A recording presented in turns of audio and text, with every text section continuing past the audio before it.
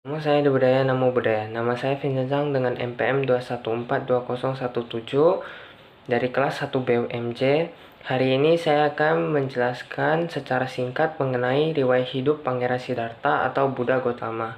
Sebelumnya saya ingin meminta maaf karena saya tidak dapat memberikan pendapat orang tua mengenai kisah hidup Buddha Gautama dikarenakan mereka sedang keluar Batam. Siddhartha Gautama atau Buddha lahir dari abad 4 hingga 6 sebelum Masehi di kerajaan kecil yang terletak di bawah kaki gunung Himalaya, tepatnya di Lumbini, Nepal. Ayahnya Raja Suddhodana adalah seorang kepala suku klan Sakya.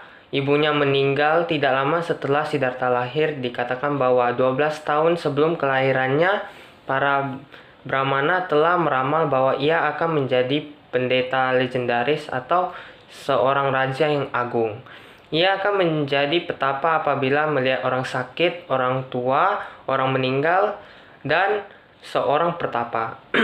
Karena ia termasuk ke dalam wangsa kesatria, maka ayahnya tidak ingin Siddhartha menjadi petapa dan tidak meneruskan tata sang ayah. Untuk mencegah menjadi seorang petapa, ayahnya menjaga agar Siddhartha tetap berada di dalam lingkungan istana sehingga Gautama hidup di lingkungan kemewahan sebagai seorang pangeran dari sukunya, dilindungi dari dunia luar, diajarkan oleh para Brahmana serta dilatih dalam bidang panah, keahlian berpedang, gulat, berenang, dan lari.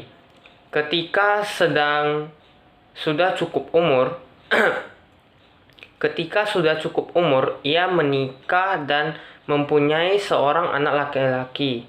Walaupun memiliki segalanya, beliau tetap tidak merasa puas. Pada suatu saat di jalan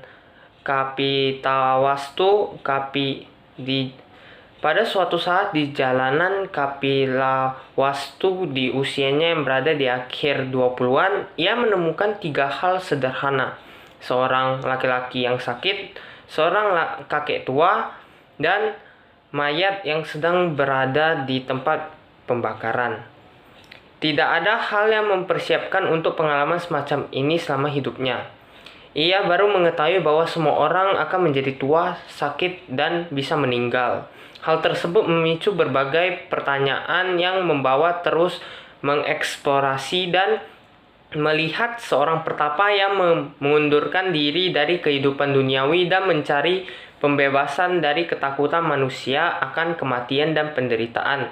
Pada usia 29, Siddhartha meninggalkan kerajaan, istri, dan anaknya yang baru lahir untuk menjadi seorang petapa dan bertujuan untuk menemukan cara untuk menghilangkan penderitaan universal yang dipahami sebagai salah satu ciri kehidupan manusia. Selama 6 tahun berikutnya, Siddhartha menjalani kehidupan bertapa dan mengambil bagian dalam prakteknya, belajar dan bermeditasi menggunakan ajaran berbagai guru spiritual yang membimbingnya, yaitu Pertapa Alara Kalama dan Udaka Ramputra. Ia belajar cara baru untuk hidup dengan sekelompok yang terdiri dari 5 petapa yang kemudian menjadi pengikutnya berkat dedikasi yang cukup tinggi. Ketika jawaban untuk pertanyaan-pertanyaan tidak muncul, ia mengandalkan usahanya, menahan rasa sakit, berpuasa hingga hampir kelaparan, dan menolak minum air. Apapun yang dicobanya, Siddhartha tidak dapat mencapai tingkat kepuasan yang dicarinya. Sampai suatu saat ketika seorang gadis muda menawari semangkok susu. Ketika ia menerima, kemudian ia menyadari bahwa menahan diri secara jasmani bukanlah cara untuk mencapai kemerdekaan diri. Dan bahkan hidup di bawah kekangan fisik yang keras tidak akan membantunya mencapai pelepasan spiritual. Jadi ia menerima susu tersebut, minum air, dan mandi di sungai. Sejak saat itu, Siddhartha mendorong orang-orang untuk mengikuti jalan keseimbangan daripada mengikuti jalan yang ekstrim. Sejarah Buddha Gautama mencapai waktunya ketika suatu malam Siddhartha duduk di bawah pohon Bodhi, bersumpah tidak akan bangun sampai kebenaran yang dicarinya datang dan bermeditasi sampai pagi terbit keesokan harinya.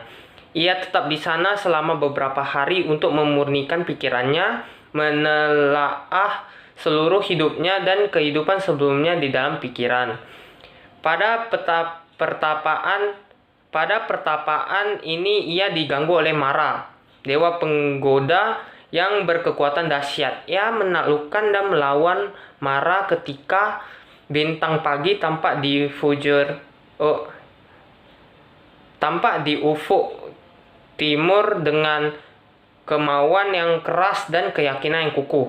Sehingga pada saat itu ia mencapai pencerahan sempurna dan menjadi Sakya Sambuddha tepat ketika waktu bulan purnama Siddhi di usia yang ke-35 di bulan Waisak. Dari tubuhnya memancarkan 6 sinar Buddha. Sejak Buddha Gautama kemudian mendapatkan gelar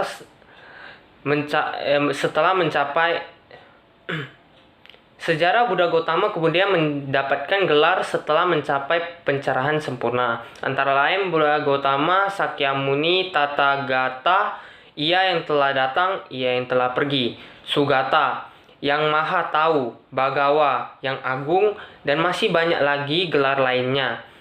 Khotbah pertama yang disebut Dhammacakkappawаттana Sutta didengarkan oleh kelima pertapa pengikutnya. Isi khotbah tersebut adalah penjelasan mengenai jalan tengah yang ditemuinya, yaitu berupa 8 ruas jalan kemuliaan dan juga 4 kebenaran mulia yang menjadi pilar dari ajaran Buddha. Kemudian Siddhartha membentuk Sangha, suatu komunitas untuk para pertapa yang tidak mengacuhkan semua pembatas antara kelas, ras, jenis kelamin, dan latar belakang manusia, dengan hanya satu tujuan untuk mencapai pencerahan. Pada akhirnya ia bertemu kembali dengan ayahnya, istrinya, Yasodhara, menjadi murid dan bertapa juga. Sementara anaknya Rahula menjadi rahib di usia 7 tahun dan tinggal bersama ayahnya seumur hidup. Selama 40 tahun kemudian, Buddha Gautama menyebarkan Dharma dengan berkelana kepada umat manusia lainnya dan menyebarkan dengan cinta dan kasih sayang hingga usia 80 tahun dan menyadari bahwa 3 bulan setelah ia akan mencapai parinibbana atau parinirwana, yaitu meninggalkan bentuk fisik tubuhnya, tubuh Buddha kemudian dikremasi dan sisa abunya dikubah berbentuk stupa yang merupakan bentuk umum dalam agama Buddha dan disebarkan dalam berbagai macam lokasi termasuk Cina, Myanmar, dan Sri Lanka. Sekian dari video saya mengenai penjelasan riwayat hidup Pangeran Siddhartha. Mohon maaf jika ada kesalahan. Terima kasih.